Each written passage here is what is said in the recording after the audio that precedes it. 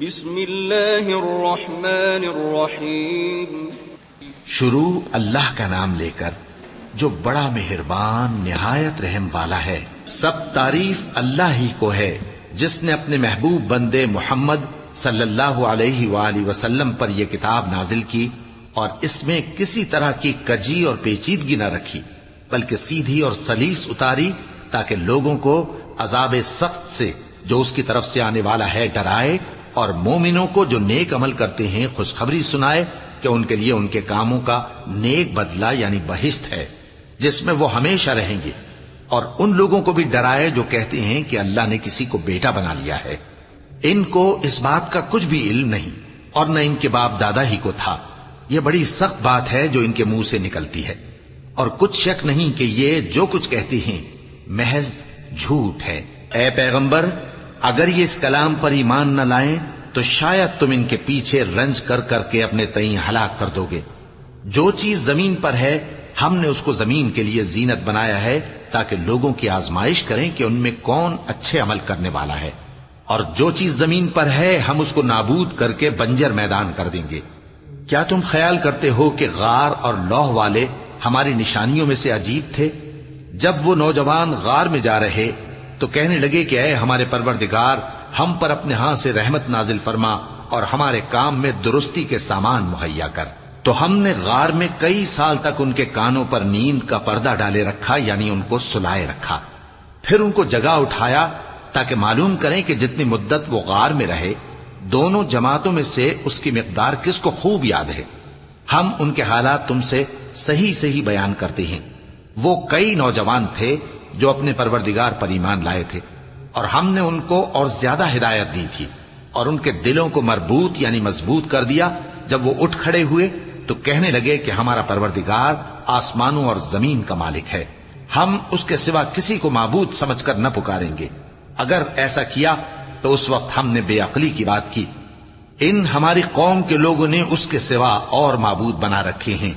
بھلا یہ ان کے معبود ہونے پر کوئی کھلی دلیل کیوں نہیں لاتے؟ تو اس سے زیادہ کون ظالم ہے جو اللہ پر جھوٹ باندھے؟ اور جب تم نے ان مشرکوں سے اور جن کی یہ اللہ کے سوا عبادت کرتے ہیں ان سے کنارہ کر لیا ہے تو غار میں چل رہو. تمہارا پروردگار تمہارے لیے اپنی رحمت وسیع کر دے گا اور تمہارے کاموں میں آسانی کے سامان مہیا کرے گا. اور جب سورج نکلے تو تم دیکھو کہ دھوپ ان کے غار سے داہنی طرف سمٹ جائے، اور جب غروب ہو تو ان سے بائیں طرف کترا جائے، اور وہ اس غار کے کشادہ حصے میں تھے. یہ اللہ کی نشانیوں میں سے ہیں. جس کو اللہ ہدایت دے وہ ہدایت یاب ہے، اور جس کو گمراہ رہنے دے تو تم اس کے لیے کوئی دوست راہ بتانے والا نہ پاؤ گے. اور تم ان کے متعلق خیال کرو کہ وہ جاگ رہے ہیں حالانکہ وہ سوتے ہیں، اور ہم ان کو دائیں اور بائیں کروٹ بدلاتے تھے، اور ان کا کتا چوکھٹ پر دونوں ہاتھ پھیلائے ہوئے تھا. اگر تم ان کو جھانک کر دیکھتے تو پیٹ پھیر کر بھاگ جاتے اور ان سے دہشت میں آ جاتے. اور اسی طرح ہم نے ان کو اٹھایا تاکہ آپس میں ایک دوسرے سے دریافت کریں. ایک کہنے والے نے کہا کہ تم یہاں کتنی مدت رہے؟ انہوں نے کہا کہ 1 دن یا اس سے بھی کم. انہوں نے کہا کہ جتنی مدت تم رہے ہو تمہارا پروردگار ہی اس کو خوب جانتا ہے. تو اپنے میں سے کسی کو یہ روپیہ دے کر شہر بھیجو، وہ دیکھے کہ نفیس کھانا کون سا ہے تو اس میں سے کھانا لے آئے، اور احتیاط سے آئے جائے اور تمہارا حال کسی کو نہ بتائے.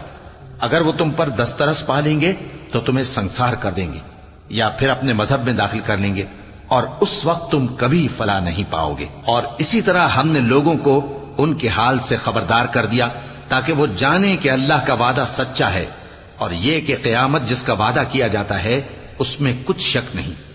اس وقت لوگ ان کے بارے میں باہم جھگڑنے لگے اور کہنے لگے کہ ان کے غار پر عمارت بنا دو.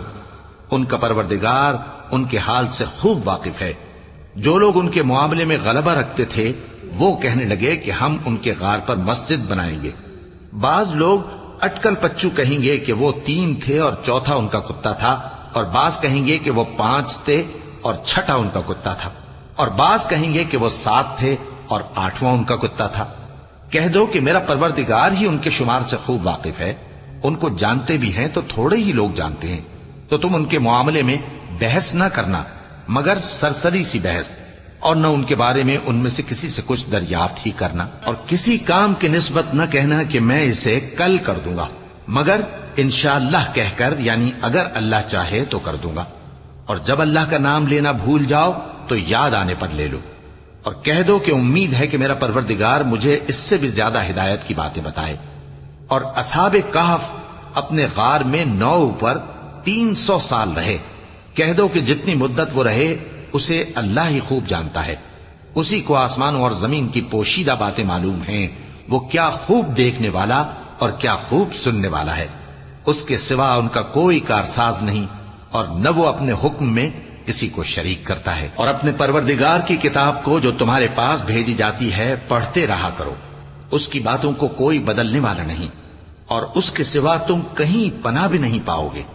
اور جو لوگ صبح و شام اپنے پروردگار کو پکارتے اور اس کی خوشنودی کے طالب ہیں، ان کے ساتھ صبر کرتے رہو، اور تمہاری نگاہیں ان میں سے گزر کر اور طرف نہ دوڑیں کہ تم دنیاوی زندگی کی رونقوں کے خواستگار ہو جاؤ۔ اور جس شخص کے دل کو ہم نے اپنی یاد سے غافل کر دیا ہے اور وہ اپنی خواہش کی پیروی کرتا ہے اور اس کا کام حد سے بڑھ گیا ہے، اس کا کہا نہ ماننا۔ اور کہہ دو کہ لوگو یہ قرآن تمہارے پروردگار کی طرف سے برحق ہے، تو جو چاہے ایمان لائے اور جو چاہے کافر رہے۔ ہم نے ظالموں کے لیے دوزخ کی آگ تیار کر رکھی ہے جس کی قناتیں ان کو گھیر رہی ہوں گی، اور اگر فریاد کریں گے تو ایسے کھولتے ہوئے پانی سے ان کی داد رسی کی جائے گی جو پگھلے ہوئے تانبے کی طرح گرم ہوگا اور جو ان کے چہروں کو بھون ڈالے گا۔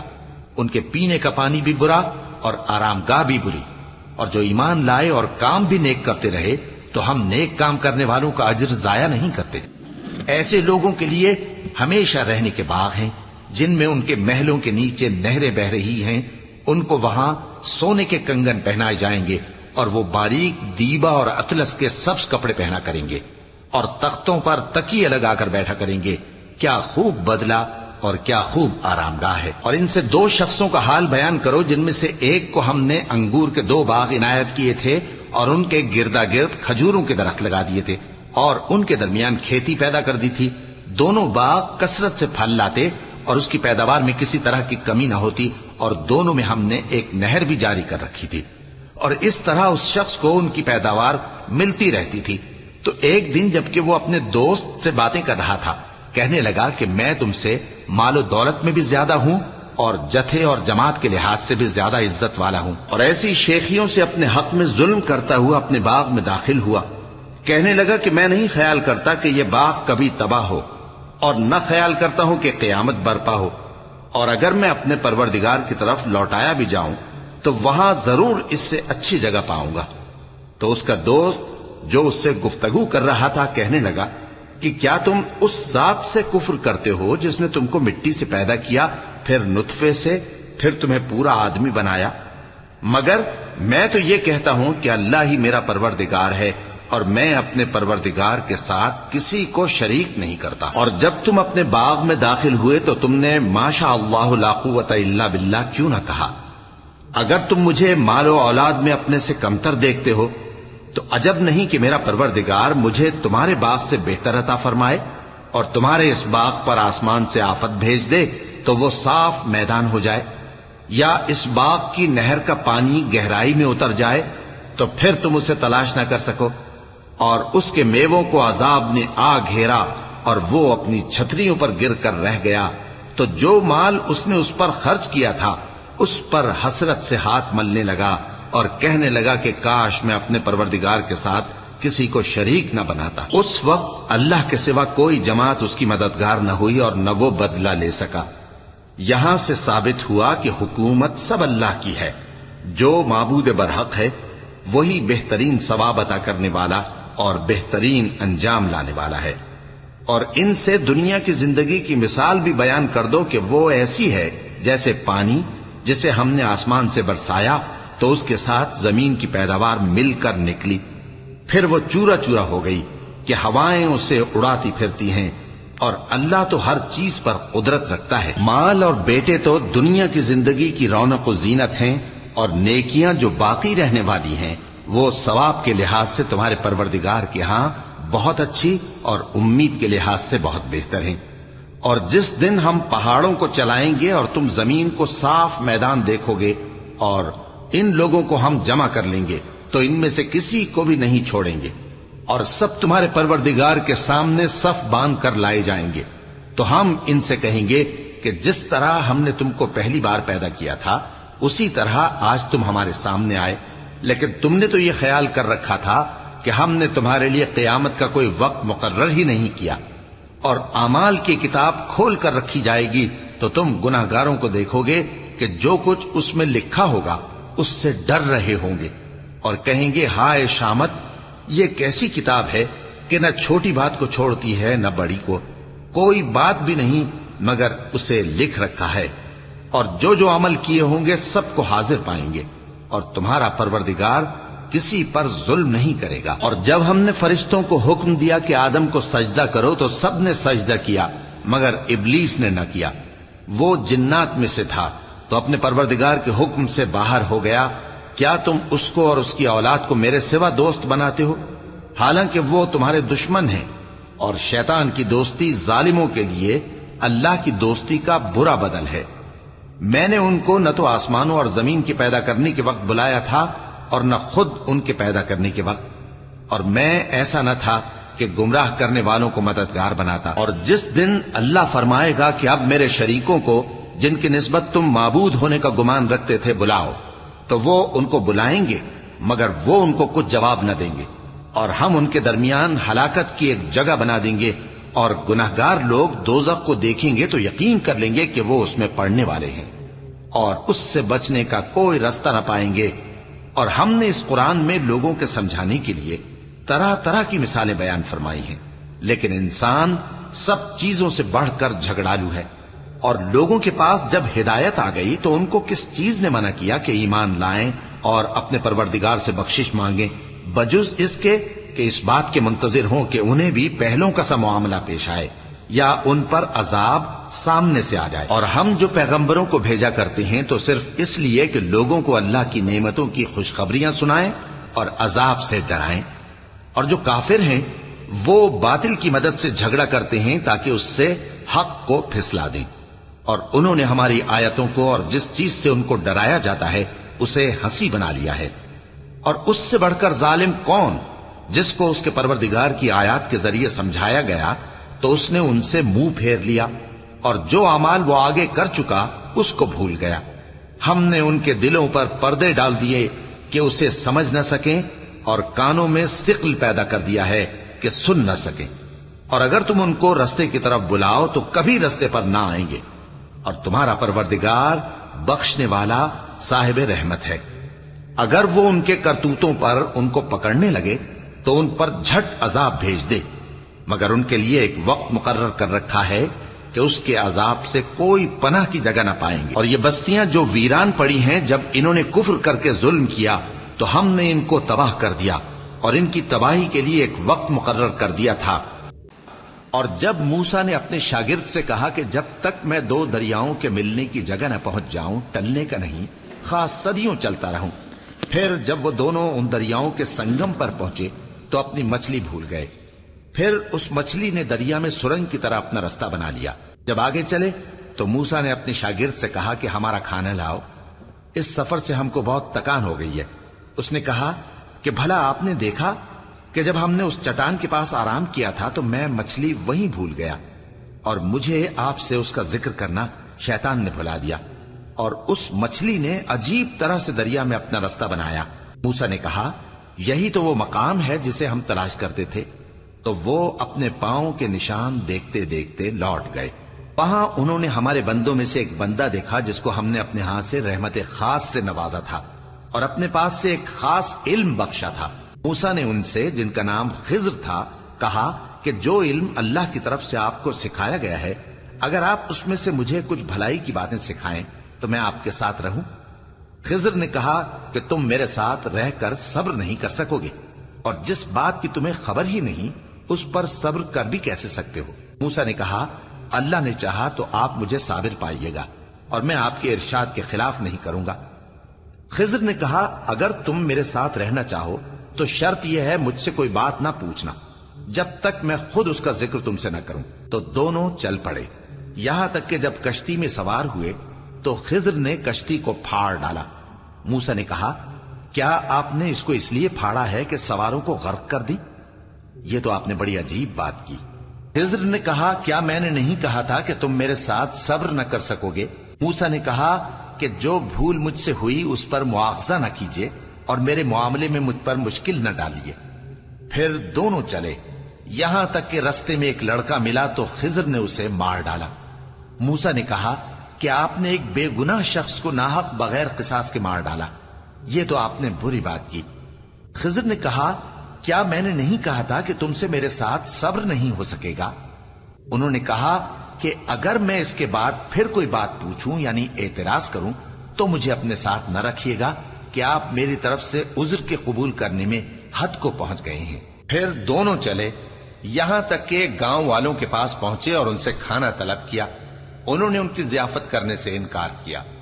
پھر انہوں نے وہاں ایک دیوار دیکھی جو گرا چاہتی تھی تو خضر نے اس کو سیدھا کر دیا۔ موسیٰ نے کہا کہ اگر آپ چاہتے تو ان سے اس کا معاوضہ لے لیتے تاکہ کھانے کا کام چلتا۔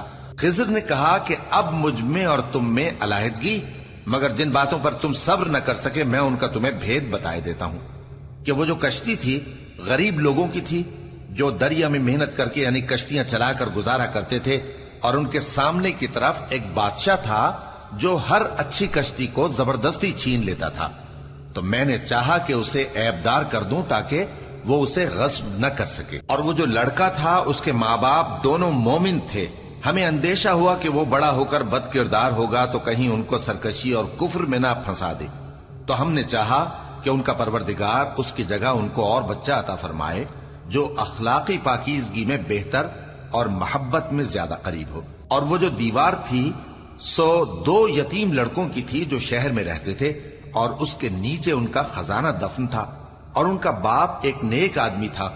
تو تمہارے پروردگار نے چاہا کہ وہ اپنی جوانی کو پہنچ جائیں اور پھر اپنا خزانہ نکالے۔ یہ تمہارے پروردگار کی مہربانی ہے، اور یہ کام میں نے اپنی طرف سے نہیں کیے، یہ ان باتوں کی حقیقت ہے جن پر تم صبر نہ کر سکے۔ اور تم سے ذوالقرنین کے بارے میں دریافت کرتے ہیں، کہہ دو کہ میں اس کا کسی قدر حال تمہیں پڑھ کر سناتا ہوں۔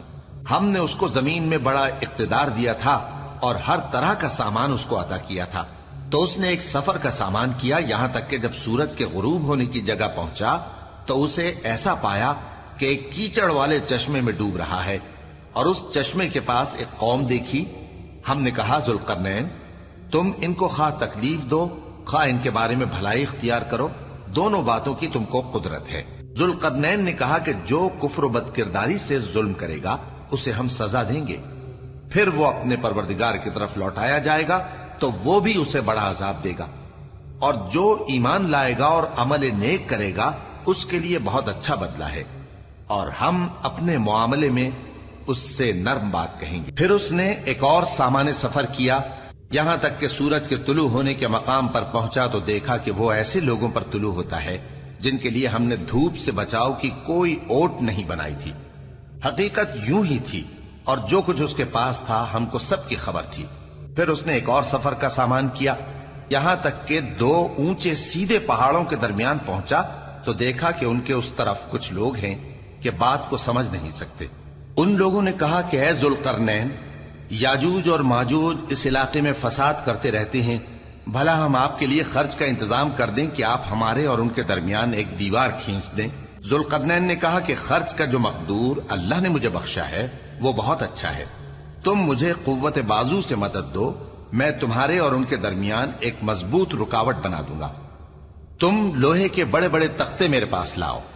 چنانچہ کام جاری کر دیا گیا، یہاں تک کہ جب اس نے دونوں پہاڑوں کے درمیان کا حصہ برابر کر دیا اور کہا کہ اب اسے دھوکو، یہاں تک کہ جب اس کو دھونک دھونک کر آگ کر دیا تو کہا کہ اب میرے پاس تانبا لاؤ کہ اس پر پگھلا کر ڈال دوں۔ پھر ان میں یہ قدرت نہ رہی کہ اس پر چڑھ سکیں، اور نہ یہ طاقت رہی کہ اس میں نقب لگا سکیں۔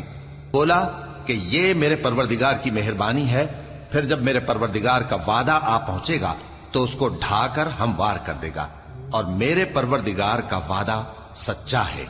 اس روز ہم ان کو چھوڑ دیں گے کہ روئے زمین پر پھیل کر ایک دوسرے میں گھس جائیں گے، اور سور پھونکا جائے گا تو ہم سب کو جمع کر لیں گے، اور اس روز ہم جہنم کو کافروں کے سامنے لائیں گے جن کی آنکھیں میری یاد سے پردے میں تھیں اور وہ سننے کی طاقت نہیں رکھتے تھے۔ اب کیا کافر یہ خیال کرتے ہیں کہ وہ میرے بندوں کو میرے سوا اپنا کارساز بنائیں گے تو میں خفا نہیں ہوں گا؟ ہم نے ایسے کافروں کے لیے جہنم کی مہمانی تیار کر رکھی ہے۔ کہہ دو کہ ہم تمہیں ایسے لوگ بتائیں جو اعمال کے لحاظ سے بڑے نقصان میں ہیں۔ یہ وہ لوگ ہیں جن کی دوڑ دھوپ دنیا کی زندگی میں برباد ہو گئی اور وہ یہ سمجھے ہوئے ہیں کہ وہ اچھے کام کر رہے ہیں۔ یہ وہ لوگ ہیں جنہوں نے اپنے پروردگار کی آیتوں کو نہ مانا اور اس کے سامنے جانے سے انکار کیا، تو ان کے اعمال ضائع ہو گئے۔ سو ہم قیامت کے دن ان کے لیے کچھ بھی وزن قائم نہیں کریں گے۔ یہ ان کی سزا ہے، یعنی جہنم، اس لیے کہ انہوں نے کفر کیا اور ہماری آیتوں اور ہمارے پیغمبروں کی ہنسی اڑائی۔ جو لوگ ایمان لائے اور عمل نیک کیے ان کے لیے بہشت کے باغ بطور مہمانی ہوں گے، ہمیشہ ان میں رہیں گے اور وہاں سے مکان بدلنا نہ چاہیں گے۔ کہہ دو کہ اگر سمندر میرے پروردگار کی باتوں کے لکھنے کے لیے روشنائی ہو تو قبل اس کے کہ میرے پروردگار کی باتیں تمام ہوں سمندر ختم ہو جائے، اگرچہ ہم ویسا ہی اور اس کی مدد کو لائیں۔ کہہ دو کہ میں تمہاری طرح کا ایک بشر ہوں، البتہ میری طرف وہی آتی ہے کہ تمہارا معبود وہی ایک معبود ہے۔ تو جو شخص اپنے پروردگار سے ملنے کی امید رکھے چاہیے کہ عمل نیک کرے اور اپنے پروردگار کی عبادت میں کسی کو شریک نہ بنائے۔